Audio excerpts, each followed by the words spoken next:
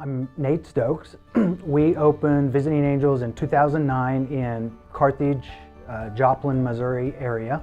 And then had the great opportunity to acquire a second Visiting Angels over in Springfield, Missouri. My wife is a big support to both of our office staff, personnel, and my son actually works in the business. Without the two of them, I think I would be lost. So certainly it's a family-oriented type of business which we love to participate together in. In 1999, my own grandparents' health began that decline. They were in their mid-80s.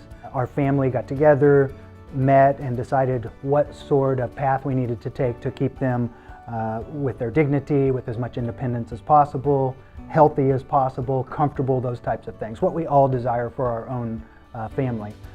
We hired outside caregivers because our family simply couldn't cover around the clock 7 days a week. So our comfort level was to have someone there all the time with them. My grandfather was blind and my grandmother was very frail. So we hired outside caregivers. Those caregivers were wonderful. They became a part of our family, or an extension of our family, if you will. That experience was incredible. It allowed us to remain the family of my grandparents as opposed to the caregivers. Later on, that experience and then hearing of the opportunity to be involved in something like that and make a living at it, which is wonderful, was just irresistible. It was irresistible. We wanted to be folks that could participate in serving others in some form.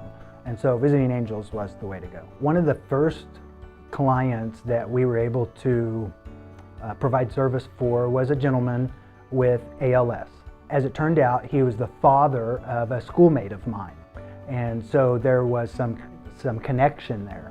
It was in the very beginning stages of our business, and so when a caregiver was unable to work in that home, I worked in the home. I looked at him as being the same age as my father and that type of a role model to me. I just wanted to care for him as if he were my own father, or care for him the way that I might want to be cared for. It was humbling, but it was also empowering.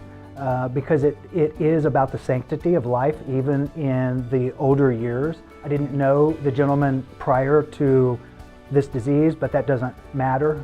He was in a position of needing assistance, and quite frankly, his wife was still living and in the home, and she really needed the assistance as well. Again, it goes to that thought of allowing her to be the wife and not the caregiver.